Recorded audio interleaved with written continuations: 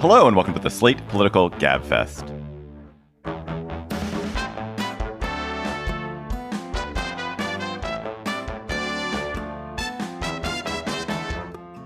June 8th, 2023, the Christie's Kamikaze campaign edition. I'm David Plotz of CityCast, not in Washington, D.C. I'm in Toronto, Canada, of all places. Bad way to get away from wildfire smoke, to go to Canada to follow it, but so it goes. I'm joined, of course, by Emily Bazelon of the New York Times Magazine and Yale University Law School from New Haven. Hello, Emily. Hello, David. Cough, cough, cough. And from Manhattan, where the sun over his shoulder is not glowing orange the way it might have been yesterday, John Dickerson of CBS Prime Time. Hi, Emily and David. This week on the Gabfest, the Republican field bulks up as Mike Pence, Chris Christie, and the North Dakota governor you have never heard of, Doug Burgum, never heard his name said, I hope I pronounced it right, join the race. Then an Oklahoma board grants a charter school license to a Catholic school. Will this free exercise clause mad Supreme Court permit this extraordinary intrusion on the Establishment Clause? Then the Saudi government basically bought professional golf this week.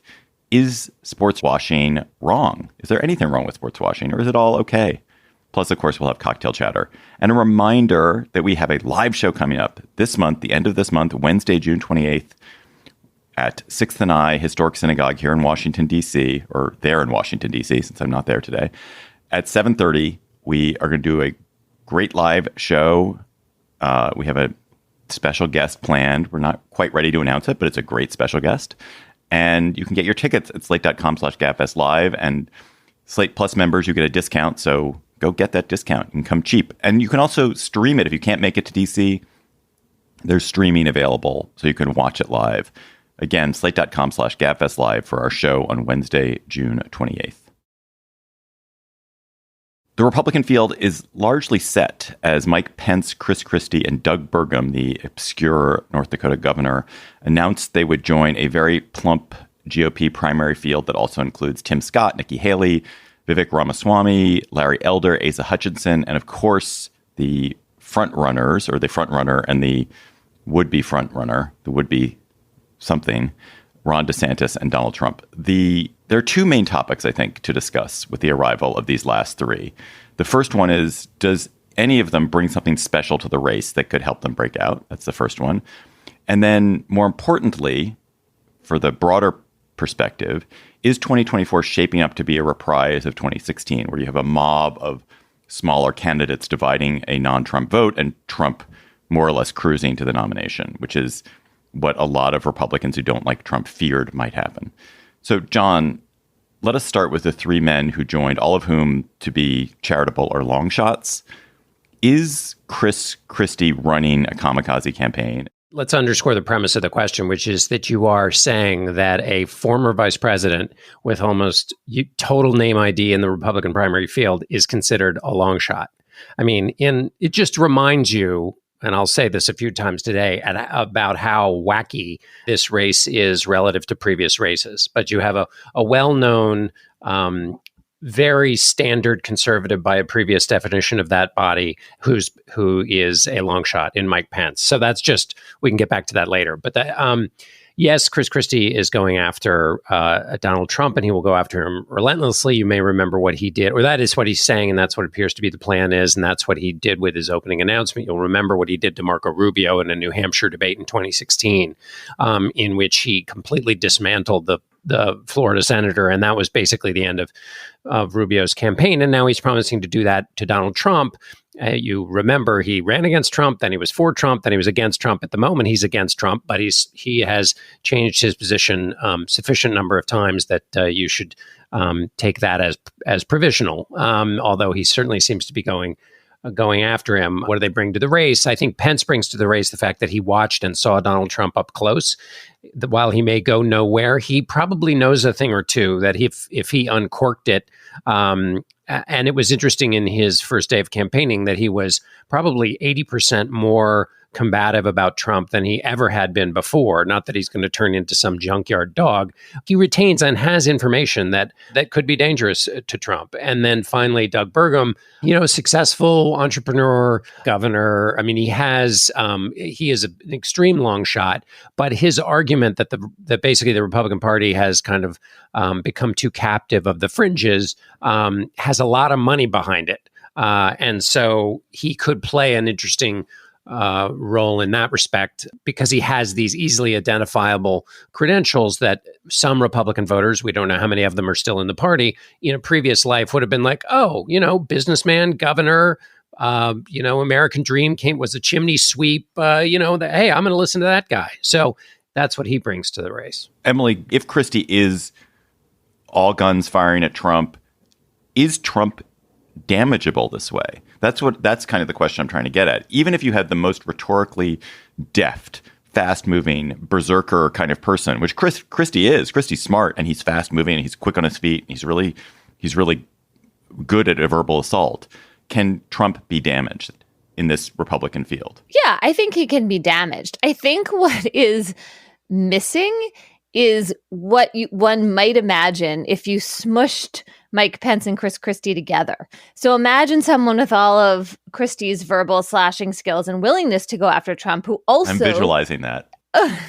But just like the attributes, right? I mean, if you had Christie's skills and you had Mike Pence's information and you were willing to uncork that information, then you might have a formidable opponent. That person very well might not become the Republican presidential nominee, but they might really be able to do some damage. The other thing you would need is an audience who listened. I mean, that's the real question at the heart of your question, David, is whether any of these appeals, which are based on Burgum is making an appeal based on reason and based on reality. Pence is making an appeal based on character. And Christie is making an appeal based on policy, which is kind of weird. He's like, he didn't build the wall and he didn't pass Obamacare. Neither of those three, based on the excuses that have been made by the electorate for Donald Trump. And by the way, the other excuse being that the majority of the electorate thinks that Joe Biden is not the legitimate president. And therefore they are willing to excuse Donald Trump for encouraging and approving of an attack on the Capitol. A lot of excuse making has been made on Donald Trump's behalf. And so the lines of attack require a willingness on the part of the audience that we have not seen in recent history, and that there's not immediate evidence of in this race so far. I think the fastest answer to your question, though, David, is that Jack Smith is likely to be, the independent prosecutor is likely to be the biggest challenge to Donald Trump in the primaries if Trump ends up getting indicted for a variety of things from the special counsel. That might change the race in the most fundamental way possible, more so than probably any individual candidate. So why? Why is that? Let's unpack that a little bit. Can we be sure that an indictment would really have an effect on that same impervious audience? I think it's a great question, and there's no certainty that it could. I think what you could imagine, though, is if the indictment itself is pretty strong, contains new information, has this national security piece to it, shows that the former president in the most important part of their job, keeping America safe, was totally willy-nilly not keeping America safe, there would be more Republicans who might speak out, more Republicans of some stature who might speak out. You got to imagine that they would, because this is, if you can't speak up about secrets about Iran. Now, again, we've seen a lot of standards drop and fall away. But I think that of all the things out there, a good speech isn't going to do much against Donald Trump, but and also there's Jack Smith's other mandate, of course, is related to January 6th. And so there could be additional information with that. Plus he's got testimony from a number of people who didn't testify in front of the January 6th committee. So there might be other kinds of new information. So you're absolutely right to be skeptical about whether it would change anything. But of all the things that could change anything, that's got to be considered the most volatile variable. Just to note, listeners, that we're taping this on Thursday morning, there is talk that there might be some legal action today. We don't know if it's coming. So if you're listening and there has been something, we didn't know it was coming. My own theory about this race is that the only two people who might conceivably break out besides Trump and DeSantis are are Ramaswamy and Burgum. Ramaswamy, because he's running on this kind of crazy hopped up stew of Trumpism, Ayn Randism, and bro-capitalism that might that might form its own circus carnival in the way that you need for a successful campaign. And then Burgum, because though he does appear to be no one knows anything about him, no one's ever heard of him, he does have a very different story and a different approach and a different line than the other. And DeSantis could have run in this lane, but is choosing not to run in the kind of competent, good for business lane. And Burgum seems to be like, I'm going to do it, and I'm a successful executive, and also I'm not an asshole. He doesn't seem to be mean. And so maybe that breaks out. Probably not. But that's I'm just laying down my marker that if anyone else breaks out, it's going to be one of those two guys. Emily, is this shaping up to be 2016? I mean, John just talked about the Jack Smith and how that might be a different variable. But are we going to have a situation where none of these other candidates can get any traction because Trump has all the oxygen and it will make his primary campaign quite easy? Yeah, I mean, it looks like from the way the numbers are shaping up so far that the entry of different candidates into the race eats away at DeSantis's share of the non-Trump vote, but that Trump's supporters are growing. So there is this way in which the more of them there are, the harder it could be for DeSantis to really take Trump on, but also he might not tumble so far that somebody else could be in that challenger position. That's sort of the dynamic so far. Obviously, something could shake it up. It does seem to me that the conditions are there for it to repeat 2016. I mean, one of the things to watch is that all these candidates who are trying to take on Donald Trump, so far the polling has shown that the more you're associated with attacking Trump, the less favorable Republican primary voters are about you. So the precondition for beating Trump is the thing that holds you back from beating Trump.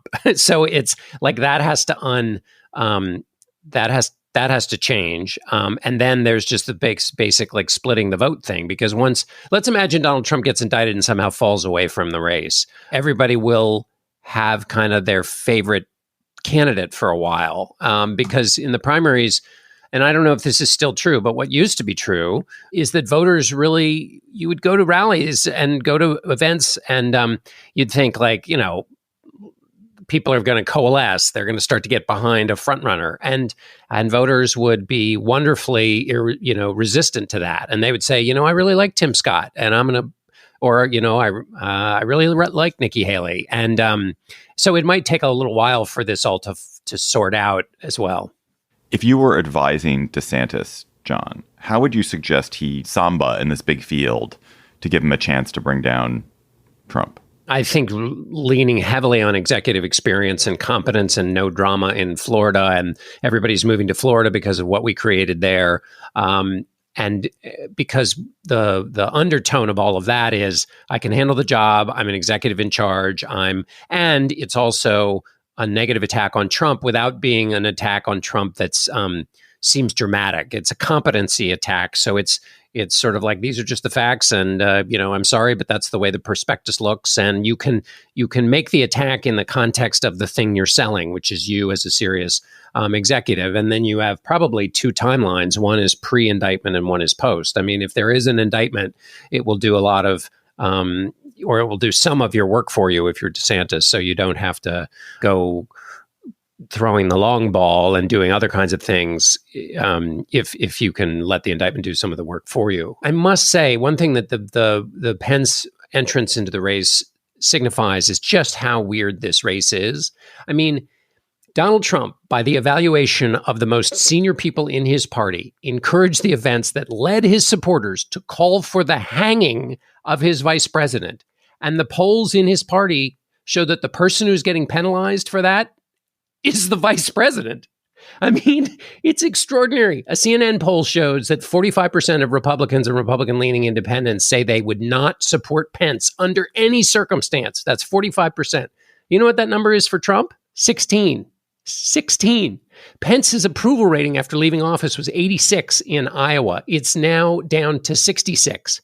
Only 58% of Iowa evangelicals, 58%, have favorable feelings about Pence. This is Mike Pence. I mean, he's not an objectionable fellow for Republican voters. His favorability rating is 46 among Republicans. I mean, it's extraordinary. And the funny thing is you read these stories and it's like, they go along and it's like, since Pence left office, he's been working on courting evangelicals and he's running against Donald Trump, whose violent mob stormed the Capitol and called for his hanging. Like the sentences start like you're in a they start like you're in a normal race and they sort of assess things. And then suddenly at the end, they remind you that this is a race in which the front runner is one who encouraged a mob to attack his vice president and the Capitol. It's like if you were listening to a tennis match and it says, Nadal has a good chance against Djokovic, particularly with his serve and volley game, but he's going to have to get around the fact that Djokovic has been successfully besting his opponents by braining them with the racket before the game begins. I mean, it's just like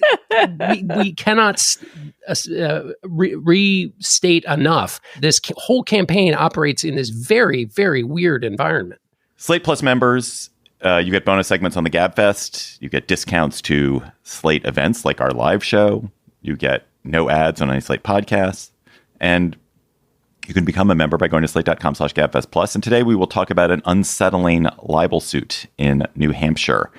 And you can hear that if you go to slate.com/Gabfest Plus. This episode of the Gabfest is sponsored by Macy's. Macy's is committed to creating brighter futures for all. Throughout June, join Macy's in celebrating Pride Month by supporting the Trevor Project, whose mission is to provide life-saving suicide prevention services for LGBTQ young people. Just round up your next in-store purchase or donate online to the Trevor Project. Shop LGBTQ-owned brands and learn more by telling your smart speaker to open Macy's now. This episode is brought to you by Saatchi Art, where you can shop original artwork by the world's top emerging artists right from your home. It can be difficult to deal with the world around us every day. It is frenzied and confusing and difficult and demanding. But why don't you take a break from it with art and let art's beauty be your source of joy and tranquility in a chaotic world? For more than a decade, Saatchi Art and their team of experts have helped art enthusiasts like you around the world discover art they love. From one-of-a-kind abstracts and gorgeous landscape paintings to sculptures, photographs, and much more. Saatchi Art believes that art brings joy to your home, whether you're looking for the perfect statement piece for your living room or meaningful work to express your personal story. And they have artwork from thousands of emerging artists around the world, so you are guaranteed to find art that fits your style, space, and budget. And Saatchi Art takes care of everything. You'll enjoy hassle-free delivery and a 7-day money-back guarantee.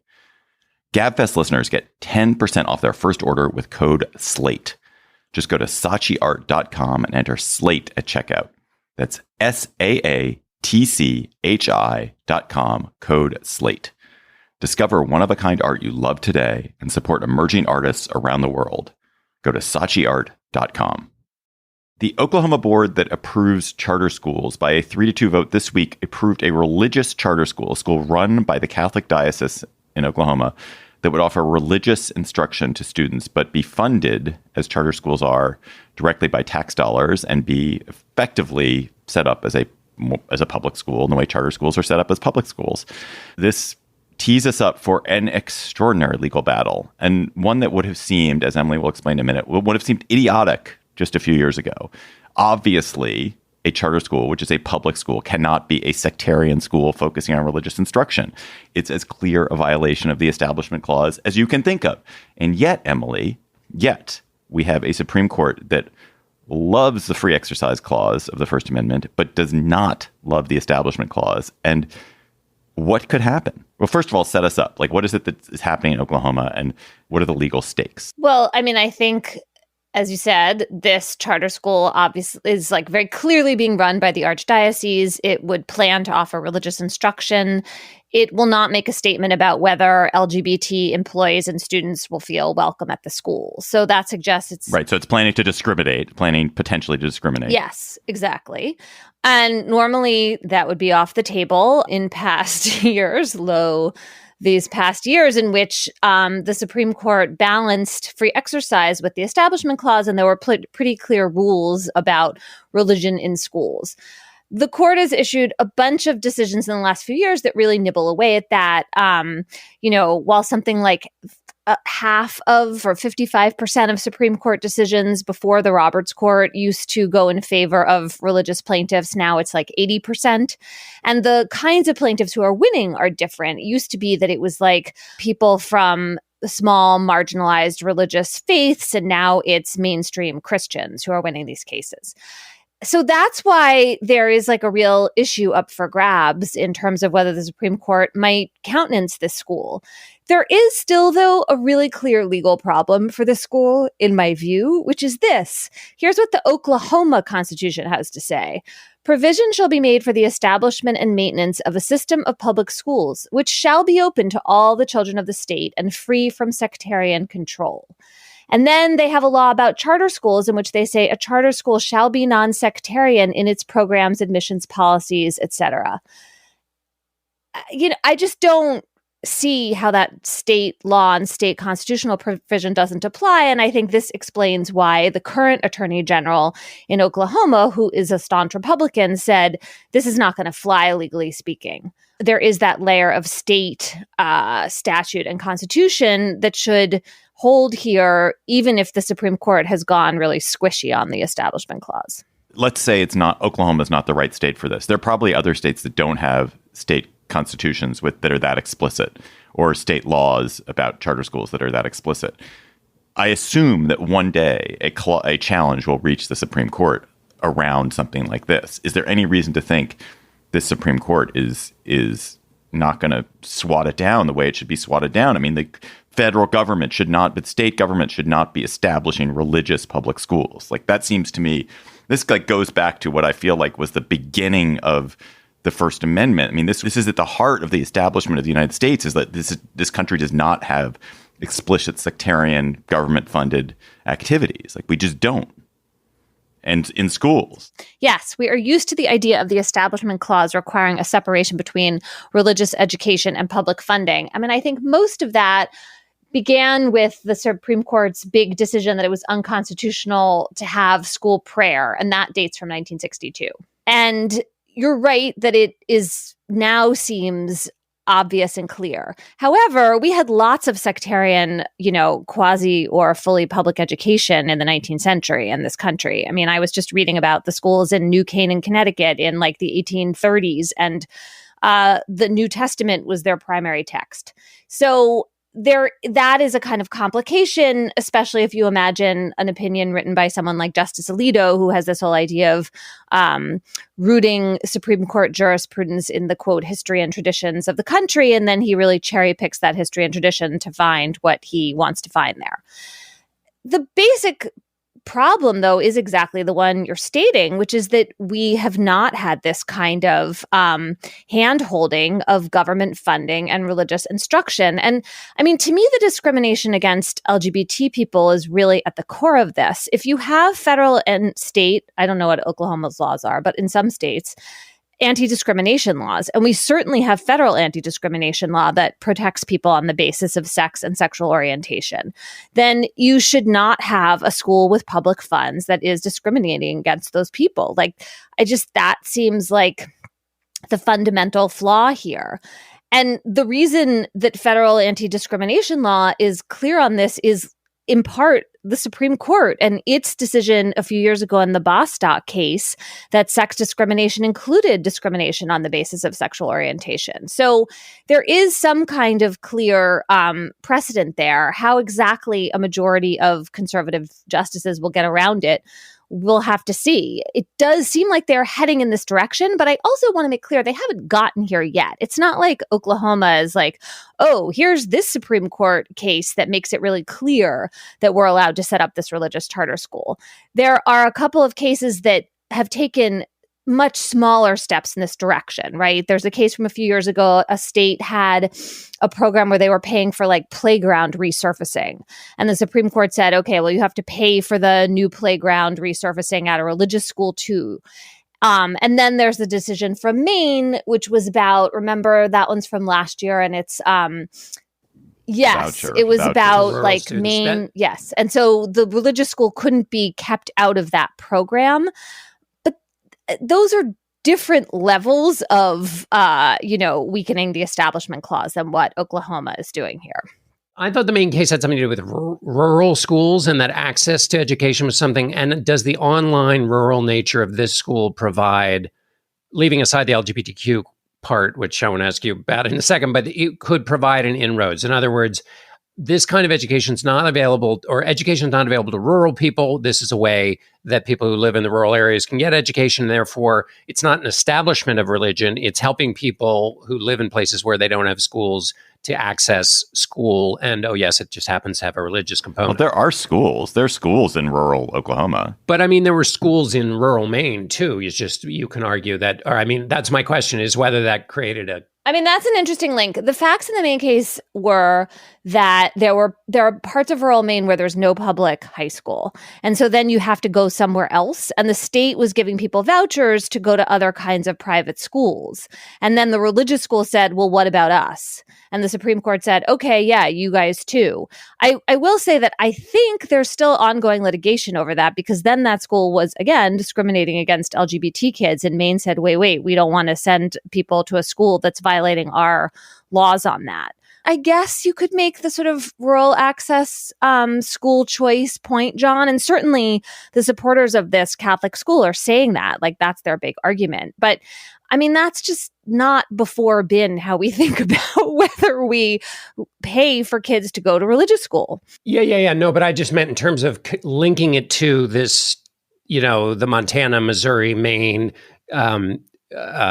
movement that the court has been making. This feels like it attaches to Maine. Yes. I think that's so right, John. When you look at this case, it is a tailor-made case to be the next link in the chain. It's also like really it's going to be very evocative for certain justices who have received Catholic educations. I mean, Justice Thomas, I think Gorsuch and Kavanaugh are all men who were educated extremely satisfactorily and happily in Catholic schools. And I think they will at least feel that emotional tug. Right. And there's another sort of legal principle, or maybe philosophical one at issue here, which I think those same justices are very sympathetic to, which is the idea that to prevent religious schools from receiving federal funds is to discriminate against them. It's to treat them as different or lesser. It sort of turns the Establishment Clause on its head, right? And that's what you saw in the Maine case and the case with the playground resurfacing.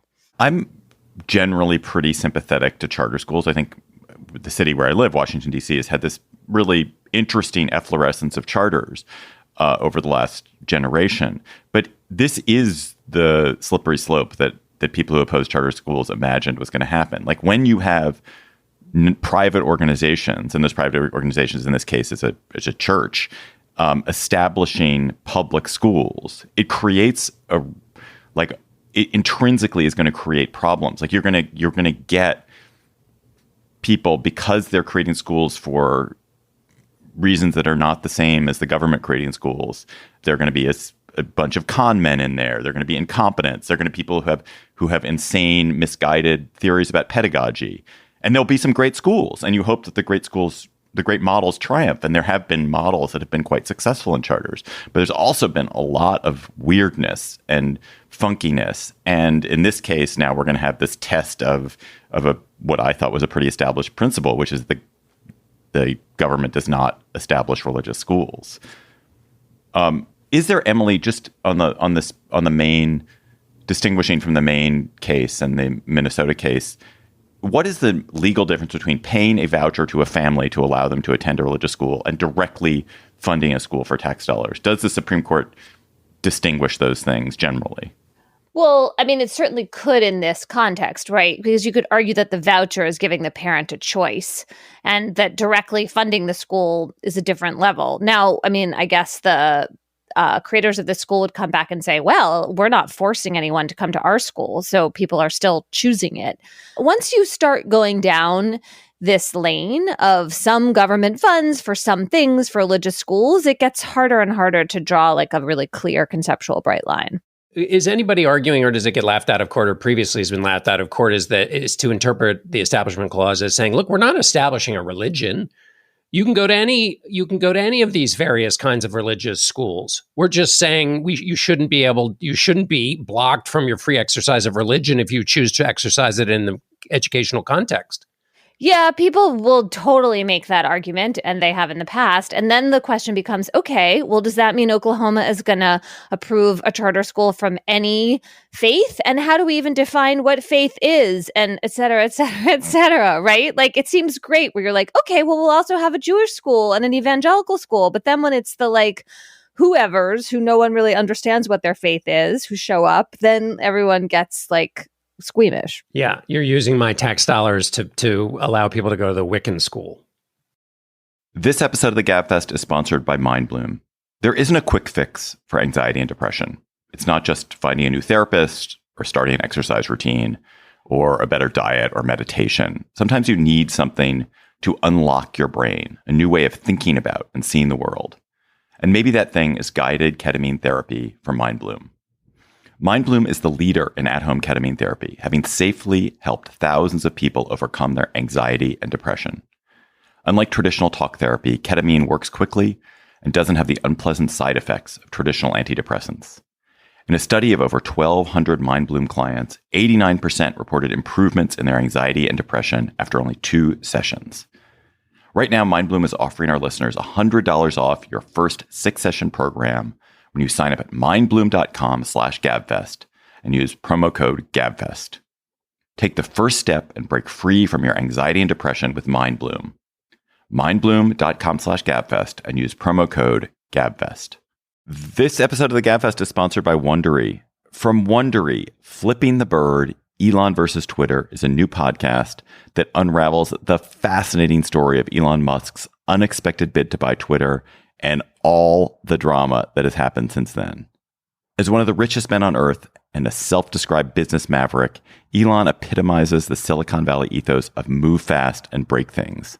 And once he became Twitter's new CEO, you were either with him or against him. Those still employed at Twitter soon saw the company and its culture morphed into something they didn't recognize. He laid off 75% of the Twitter workforce, reinstated exceedingly problematic and dangerous users, and even encouraged his staff to sleep in the office. Ex-employees, Elon's critics, and fellow CEOs were quick to denounce him as an in-over-his-head rich guy. But Twitter's doors are still open today. Is Elon all talk, or are his unruly methods actually the work of a genius? Stay tuned to the end of this episode to hear a preview of Flipping the Bird. I love golf. I really love golf, and I love watching golf. And it is shocking how many weekend afternoons I spend watching the Memorial Tournament or the Masters or the Waste Management Open. I find it super relaxing. It is beautifully shot, like high-def cameras have made golf awesome. But golf is also reprehensible. It's reprehensible for tons of reasons. And for the last year, there has been a morality play playing out in golf as the PGA, which is the American Professional Golf Organization, has largely resisted and fought an effort by Saudi Arabia to establish a rival golf tour, the Live Golf. And Live has lured a bunch of quite well-known professional golfers to its nascent tour by offering enormous payments for golfers to defect, just enormous. The PGA and its allies rightly condemned the ugly spectacle of the Saudi government led by Mohammed bin Salman using the $650 billion public investment fund to seize control of golf and to distract people from Saudi human rights violations, from things like the murder of Jamal Khashoggi, other nastiness, and resisted for a year. But comes news this week that this was all talk. The PGA, its European counterpart, the DP World Tour, and the Saudis have now buried the hatchet. They have allied to form a new professional golf entity, which is wholly funded by the Saudi Public Investment Fund. And this entity will effectively run professional golf worldwide. The PGA will continue to make rules and schedule tournaments, but all the money will come from the Saudis. And this is just one of many examples of sports washing that the Saudis and other Gulf countries have practiced in recent years. So in soccer, another sport that I follow avidly, both the UAE and Qatar have bought and lavishly funded some of the biggest European soccer teams. Qatar bought a World Cup. The Saudis have also now bought a huge British soccer team, Newcastle United. They're also luring some of the world's biggest soccer players to play in the extremely crummy Saudi professional league by offering them $200 million a year contracts. The Saudis have created a Formula One race. They've staged big boxing and MMA matches, underwritten global tennis. It is all part of MBS's massive effort to shift the Saudi economy away from being solely oil dependent and for the country's reputation to be solely like it's just an oil sheikdom to a diverse country that's a hub of entertainment. It's a place for great tourism and a globally influential country. And so a lot of this is also to create global influence, and it's working. So, John, should these very rich guys on the PGA Tour have resisted the siren song of the Saudi money? They had effectively defeated Live Golf at the box office. No one was watching these Saudi rival tournaments. No one cared about them. They were, the Saudi tournaments were not going to work. But they decided they would take the chance for everyone to double their salary. Should they have resisted that? I guess it's a question of where their interest lies.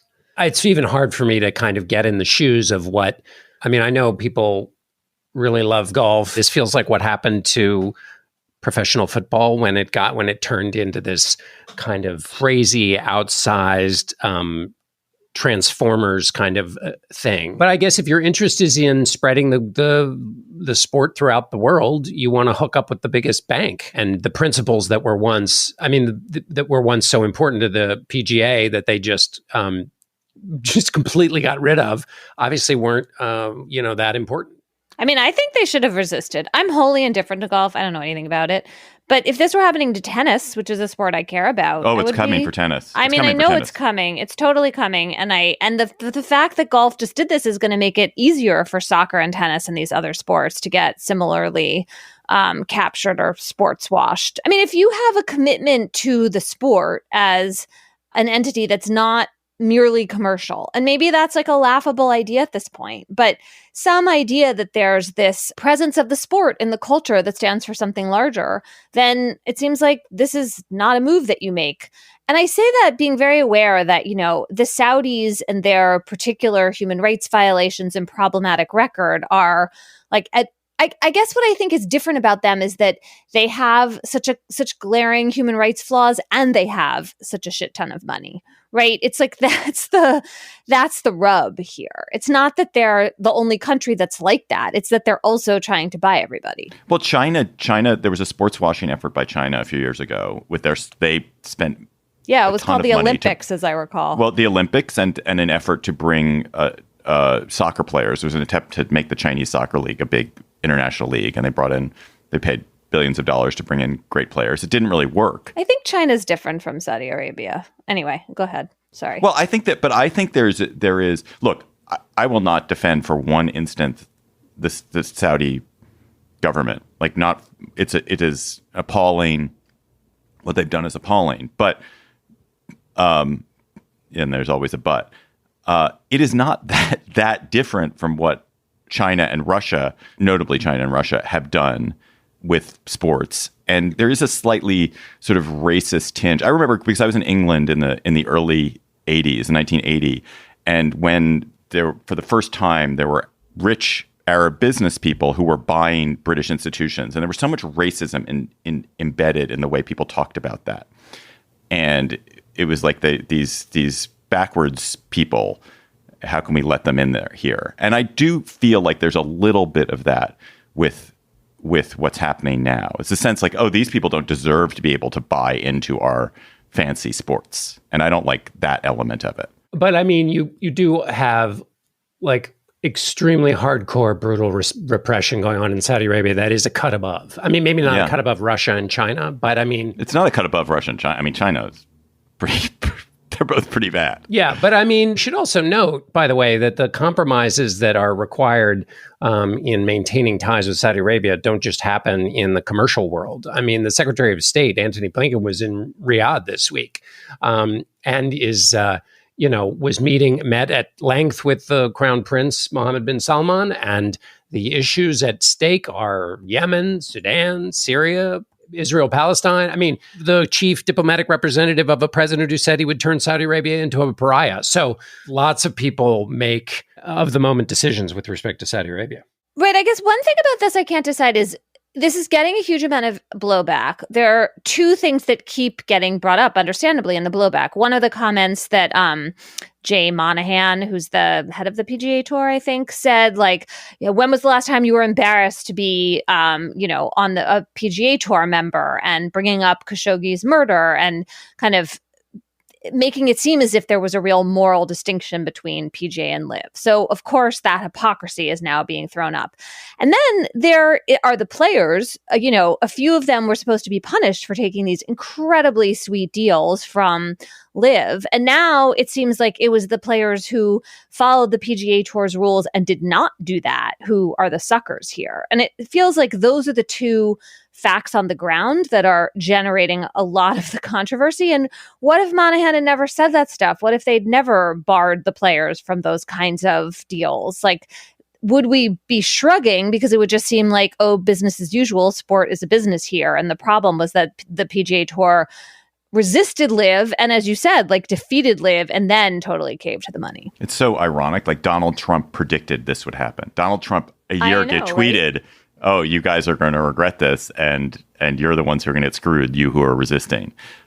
He recognized that money will trump ultimately. Well, no, I mean, and that is one of his great strengths, is understanding the kind of basic power of money and fame. And, it's not that different than what he said on the Access Hollywood tape. He has a clear read on people's motivations when it comes down to it. And he was right again in this instance. So I watch a ton of golf and I watch a ton of soccer. And these are two sports where the Saudis have and other Gulf nations, Gulf states have invested a lot of money. And I think I'm in a way less troubled by what's happened in golf, because golf, everyone's an individual free agent. Everyone's playing for themselves. They're all making their own individual decisions, and they don't represent something bigger. Phil Mickelson does not represent a city, a place. Phil Mickelson represents himself, and people can be a fan of Phil Mickelson, but ultimately he doesn't embody something the way teams embody something. And what's happened with these teams is that there have been enormous investments by Qatar, UAE, and now the Saudis to buy a bunch of soccer teams, notably Paris Saint-Germain, Manchester City, now Newcastle United. The teams that have been bought by these nation states have become awash in huge amounts of money, and then the best players in the world, and they are dominating the sport. Manchester City is about to win the European Champions League this weekend, probably, and is funded by UAE, Abu Dhabi. And I think what's happened is that these soccer teams have strong local identities. They have these huge fan bases that are about the city themselves. And when a nation kind of comes in and buys that identity and attaches itself to that identity, that feels disturbing and unsettling the way it doesn't when it's, Phil Mickelson can sell out himself. But when you sell out Newcastle United, when Newcastle United becomes a tool of the Saudi government, it brings along 50,000 fans who have built Newcastle United it's physically in their community. It is part of who they are, how they've grown up.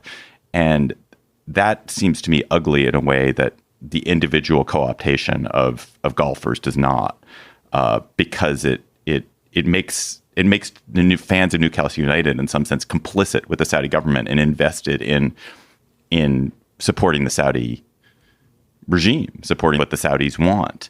And it also makes it an unequal playing field for soccer. And so now you have these nation state controlled teams. And then in German laws basically don't allow foreign investors to control teams in the way that your English and French laws do. And the German teams are now falling behind because they can't compete. And so you've also created this discordancy in European soccer because only the certain richest teams get rich. Whereas again, in golf, it's just like, yeah, you're all free agents. Go ahead, take the money. So I'm more bummed by what's happening in soccer than I am what's happening in golf. Before we leave this, I was thinking about this. So countries export social capital all the time, but usually the way they export social capital is creating their own social capital. So you think of American music or American sport or Korean music these days.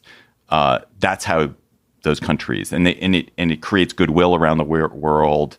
It creates attachment. In this case, the Saudis are not exporting their own cultural capital. They're trying to attach themselves to capital that exists elsewhere. A, is that bad? And B, is how is this different? How is what the Saudis are doing here different than when the United States went all over the world after World War II and just invested in country after country after country and then expected favorable treatment because American business was in Argentina, American business was in Honduras? I mean, I feel like it's really different. We're not a murderous regime. No, but also like we were investing in those countries, and Saudi Arabia is picking up individual players, and now the PGA Golf Tour, and like trying to move as much of it as possible to Saudi Arabia. Like it's not. I don't know that it seems like the premise of the question answers it. You know what? You know what no one is saying. You know what no one is saying. Saudi Arabia has really turned the page. They really turned to like nobody's saying like, oh, they're just basically saying, you know, other things. But it's like, it's not unlike the defenses of Donald Trump, where people will say lots of things, but what they won't say is this is a man of character who would never do this. There's not, that defense is not rolled out on his behalf. And the same is true with Saudi Arabia. Let us now go to cocktail chatter. When you're having a Saudi-funded non-alcoholic cocktail, you won't be, Emily. You'll be having a non-Saudi funded, extremely alcoholic cocktail. What are you going to be chattering about? I am concerned about an arrest this week in Georgia of 3 leaders of the Atlanta Solidarity Fund. These are organizers who were bailing out protesters of Atlanta's shorthand Cop City, this big police training complex that people have been protesting in Atlanta. And what seems troubling here is these are RICO charges. That's like when you claim there's some big conspiracy and then people face many years in prison. And look, maybe something will come to light about how these organizers misuse charitable funds. But right now, it just looks like they're in trouble for having bailed people out who are protesting this city complex. And that just seems like, if it turns out to be the case, a pretty disturbing use of prosecutorial discretion. The Atlanta City Council went ahead and approved the Cop City funding this week. But this underlying set of charges is continuing against these 3 people. And it just seems like an important one to watch in terms of potential prosecutorial overreach. That's interesting. We should do an episode about, or segment about Cop City. I keep hearing about it. I'm really interested in it. John, what is your chatter? 11 House Republicans blocked a procedural vote to advance a bill to ban gas stoves. The reason this is interesting to me is that the gas stove bill itself was what's called a message bill. It was basically, it's not going to go anywhere. And it was kind of based on the kind of echo chamber of conservative media. But the fact that 11 conservatives blocked it, even though they support the bill, is a part of their anger at Kevin McCarthy for putting together the debt ceiling agreement with President Biden. And they now, these House members have promised to keep doing this unless McCarthy goes back to the agreement they made in order to elevate him to being Speaker. And this is essentially the backlash that people thought might come in the form of a discharge petition, where any single member can call for a vote on the Speaker's on keeping him Speaker, which lost a lot of its power because you then would need to elect some other Speaker, and there is nobody else in the running. And so this is the way it's now going down. And so the question is, how does this get resolved? And there's a lot of stuff that needs to get, so how does this get resolved in the short term? Because the original promises that McCarthy made in order to win the speakership were all made, they were not put on paper. So everybody's redefining whatever the original promises were. So that's going to be a big problem. And then the second thing is that there's a great deal of work for the House to do that is not unimportant. I mean, they've got to pass all the spending bills. They've got the Foreign Intelligence Surveillance Act. They've got a farm bill to pass, reauthorize the FAA.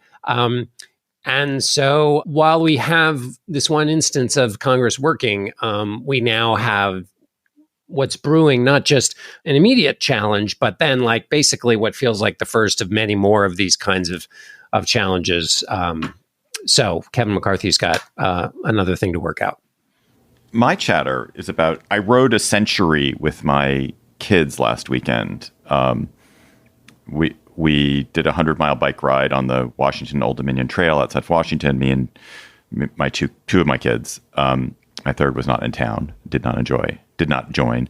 It was so much fun. It was great. So riding 100 miles in a day, had a wonderful time. But I was talking to one of my college roommates. I'm still very close friends with my three college roommates. And one of them does the craziest thing I've ever heard of. And I just want to tell Gabfest listeners who don't know about the sport of randonneuring, about randonneuring. Do you guys know about randonneuring? No.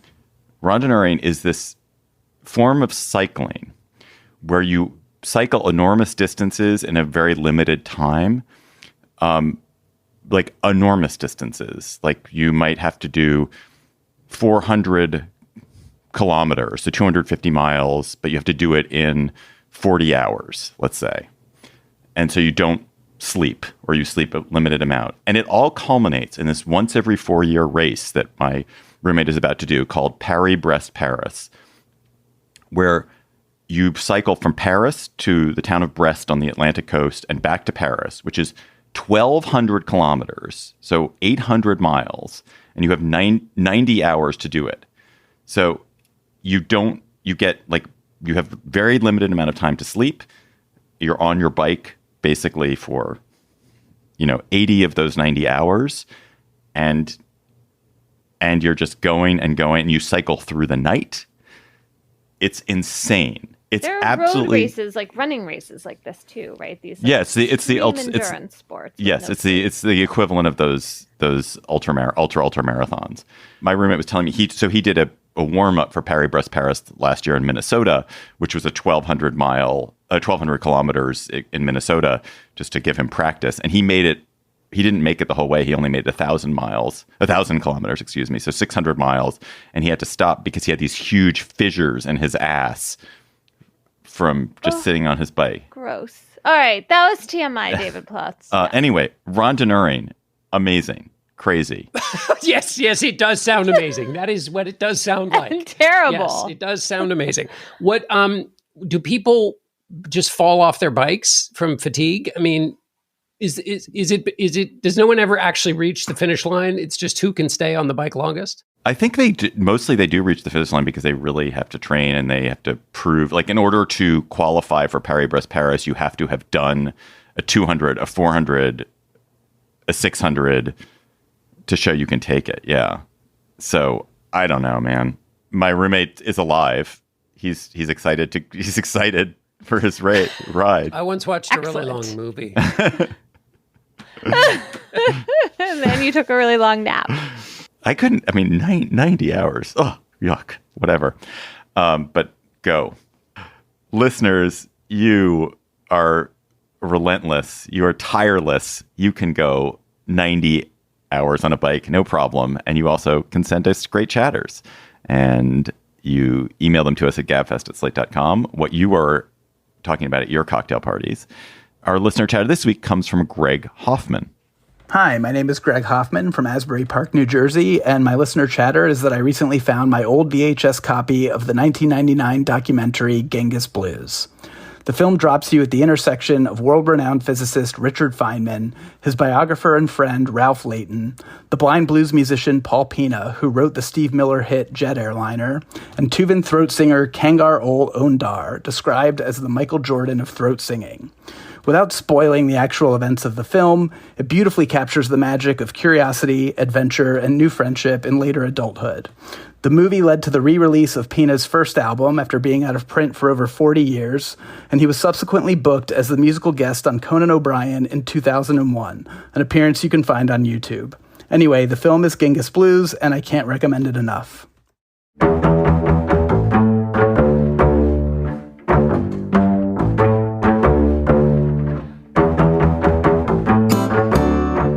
That's our show for today. The Political Gabfest is produced by Shana Roth. Our researcher is Julie Hugan.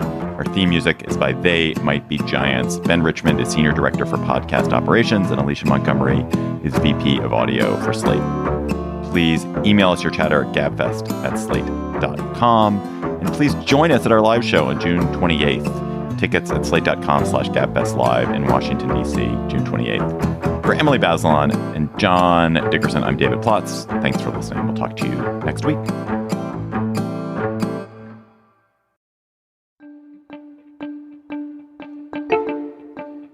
Hello, Slate Plus. How are you? Better than Lauren Chooljian. Lauren Chooljian is a reporter for New Hampshire Public Radio, which is the big public radio venture across New Hampshire. And she and other journalists at NHPR are now subject to a lawsuit, as well as vicious online and even physical attacks after New Hampshire Public Radio ran a story about Eric Spofford, who is the founder of New Hampshire's largest network of addiction rehabilitation centers, which Eric Spofford sold some years ago. But NHPR alleged that Spofford had a bad management style, that he was a Me Too person. And after they published a story, and I think a podcast series is in the works, Spofford is litigating, and there have also been houses vandalized and just kind of vicious online attacks against the reporters. So, Emily, fill us in. Why is this case interesting to you?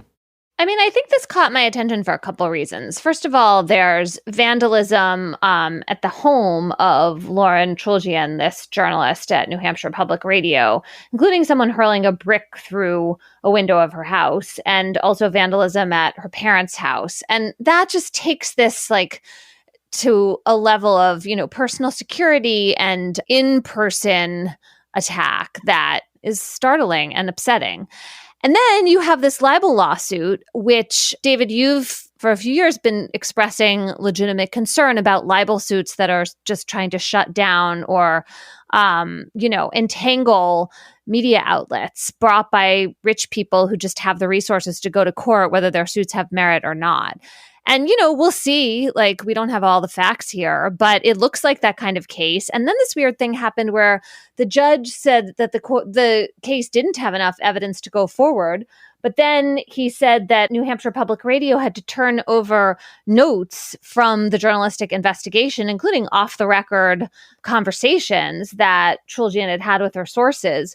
And the idea is that the radio station turns them over to the judge, and the judge looks at them and decides whether to hand them over to the plaintiffs to create their case. And, that is just not the way these suits normally proceed, or in my view should proceed. And that has all kinds of sensitive ramifications for reporters talking to sources and the kind of confidentiality that we can guarantee. I guess the reading about this did prompt feelings of complex ambivalence in me. This does feel like one of these cases where you have a rich plaintiff. New Hampshire Public Radio has resources and it can hire a good lawyer, but it's a relatively small media institution, and attempting to kind of harry and make life difficult for both the journalists and the organization that did it. And we saw this, my friend Clara Jeffrey, who's the editor of Mother Jones, has had to fend off a couple of these suits, and they're incredibly emotionally taxing. They're financially taxing, and they chill the free press. They chill the accountability function of journalism, and that's really bad. It's really bad when rich people can use lawsuits just to make it unpleasant for journalists to do their work and make them not want to do their work. And this is the kind of thing that we see happening in less democratic and in countries with less storied histories of press freedom than the United States. And, in Mexico, it's very hard to be an investigative journalist in Mexico now because of the ability of people to chill the work you're doing through physical intimidation. And people get murdered. They kill journalists in Mexico. And there's not that much of killing of journalists in the United States, thank God. But this form of intimidation is a form of intimidation. And while there are remedies, there are anti-SLAPP laws that allow media organizations to kind of defend themselves and discourage those suits. It is worrisome when rich litigants try to suppress true coverage about themselves. On the other hand, maybe there's no on the other hand. I mean, the other hand is journalists have to realize there is no source privilege. If you're a journalist, you're not a doctor. It is not like someone has come to you and told you their medical confidence is in confidence, you cannot promise to any source ever that what you say will not be revealed. It is not a promise you are allowed to make as a journalist. You can try. You can say, I will go to jail rather than reveal this. I will contemptuously not turn over my documents, my interview notes to court. But like the fact is, there is no privilege for conversations between reporters and sources. And every journalist has to know that, and they have to work around that. That's just a fact of our profession. That was just a snippet from our Slate Plus conversation. If you want to hear the whole conversation, go to slate.com/Gabfest Plus to become a member today.